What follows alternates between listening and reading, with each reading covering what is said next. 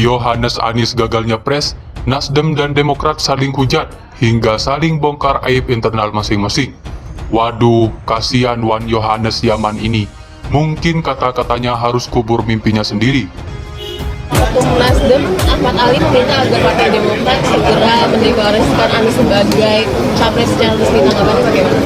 Oh, kan sudah kami sampaikan bahwa sikap dan pandangan Partai Demokrat sudah sangat jelas. Visi dan misi. Visi dan misi itu hanya kata-kata, orang lain bisa melihatnya. Lalu apa? Rekam jejak. Mana rekam jejakmu? Pertama, Pak AHY, kelebihan. Kelebihannya adalah anaknya Pak SBY. Betul. Kekurangan. Anaknya Pak SBY. Kok kekurangan? Karena kan dibayang-bayang Bapak. Oh iya. Susah. Iya. Saya datang ke sini hanya mengejar door prize dari Pak Anies. Soal pilihan belum tentu Pak Anies. Tebakanku bahaya, cuman mungkin malam ini tidak. Coba Bang. Prank terlucu dan terheboh di dunia politik abad ini. Apa Bang? Katakan tidak pada korupsi padahal dia korupsi. Siapa yang lebih Islam antara Pak Ahok, Bung Ahok, dan Saudara Yohanes? Mengenai tanggung jawab. Jelas Pak Ahok tanggung jawab. Jadi Islam Ahok, Bung Ahok lebih Islam dari Spiritual. kan Bung, jangan sembarang mengatakan agama penting dalam politik. Iya penting, tapi penting dalam perspektif ini. Jangan dilihat kami jumlah banyak, kami akan memenangkan itu. Jangan pilih minoritas. Mati tidak akan aku mandikan. Kamu yang dosa. Koalisi Perubahan Anies Baswedan terancam bubar jalan. Betul. Aku sebagai masyarakat biasa ada dua pertanyaan Bang. Apa tuh? Pertama, kapan jalannya? Dan kedua, kenapa bubar? Melihat kontinuitas atau perubahan. Perubahan ternyata. Itu tadi gambarannya 70-30 kata Jaki ya, tetapi itu penting karena tadi itu terkait dengan ada kata-kata program. Jadi ini bukan cuma capresnya, lalu cawapres mana yang cocok dengan program itu ya kan? Karena apa? Kenapa dipakai perubahan di depan, bukan perbaikan? Karena perubahannya memang banyak, ya kan? Kalau misalnya ini lebih banyak kontinuitasnya, pakai perbaikan dong. Cukup satu aja, perbaikan. Koalisi perbaikan, enggak. Koalisi perubahan dan perbaikan. Ini perbaikan buat jaga-jaga perasaan sebetulnya. Yang menarik gini, itu kan Nasdem, Demokrat, PKS. Kenapa ada Pak JK? Iya juga. Pak JK ngapain di situ? Ya benar. Pak JK ngapain di situ? Mungkin Pak JK ini tuh kayak senior kampus. Kalau ngelihat tongkrongan maba, pengennya ikut ngumpul. Terus, Lah apa gunanya kata? Tanya Yohanes. Dia paling banyak kata-kata ya. Dia sumber kata-kata yang sekarang tidak percaya pada kata-kata. Katanya rekam jejak. Gue tanya di mana rekam jejak lo? Artikel Pak JK tuh pernah ngomong 3 kriteria wakil yang cocok untuk Pak Anies. wih, apa aja? Ada artikelnya, dia bilang ya, pertama, tidak harus punya nama besar, Oke. mau bekerja keras, Yes. dan mau bekerja sama. Oke. Itu netizen langsung mikir, siapa yang dimaksud sama Pak JK? Betul. Aku ya Bang ya curiga, jangan-jangan yang dimaksud sama Pak JK adalah Pak JK sendiri. Pasti dia harus melihat dulu, misalnya siapa yang dia cocok. Memang di permukaan orang seperti seolah-olah Anies ini bisa bekerja sama dan berjalan dengan AHY. Tetapi secara kualitatif, elektabilitas dan lain-lain itu kan harus menjadi pertimbangan. Ya.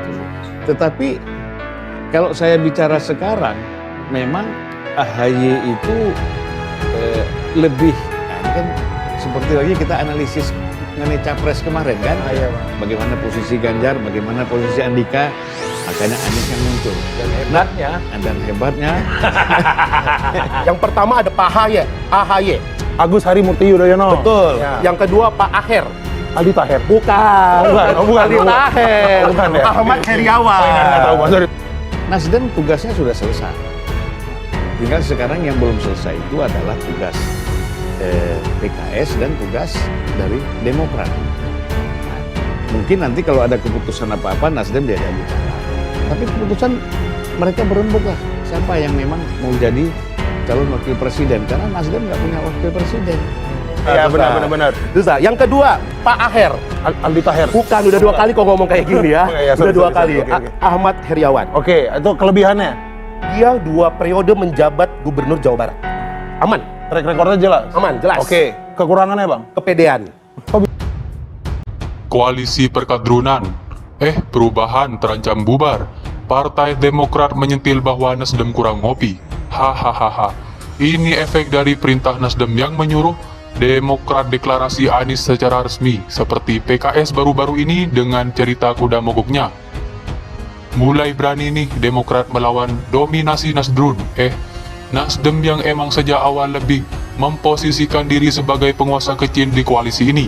Meski pada kenyataannya jumlah kursi mereka hampir sama, koalisi perubahan yang juga usung keberlanjutan ini emang lebih sering menampilkan kepentingan pragmatis daripada mengutamakan kepentingan bangsa ke depan. Cocoklah sebagai kumpulan para oportunis sejati, maka yang ada cekcok dan ribut di sepanjang jaringan, padahal mereka belum resmi bergabung. Apalagi kelak kalau misal jadi penguasa. Nauzubillah. Dikira Nasdem belum resmi deklarasi Anies sebagai Japres, Demokrat kurang ngopi aja gitu. Politisi Partai Demokrat Irwan meminta tak ada pihak yang meragukan sikap Demokrat yang telah mendeklarasikan Anies Baswedan sebagai calon presiden. Sebelumnya, keraguan itu disampaikan oleh Wakil Ketua Umum Partai Nasdem Ahmad Ali yang meminta agar Demokrat mendeklarasikan Anies melalui sebuah keputusan yang sah. Pasalnya, Demokrat mengusung Anies sebagai capres melalui pernyataan Ketua Umum Agus Harimurti Yudhoyono. Sudah tuntas kok proses deklarasi Anies, Bang Ali barangkali kurang ngopi saja gitu, ujar Irwan. Menurut dia, keputusan AHY itu sudah diketahui oleh semua anggota Majelis Tinggi Partai Demokrat. Pencalonan Mas Anies Baswedan sebagai baca pres sudah dengan persetujuan Ketua Majelis Tinggi Partai Bapak Susilo Bambang Yudhoyono dan anggota Majelis Tinggi Partai, ungkap dia. Ia mengatakan saat ini tim kecil bahkan koalisi perubahan tengah mempersiapkan deklarasi bersama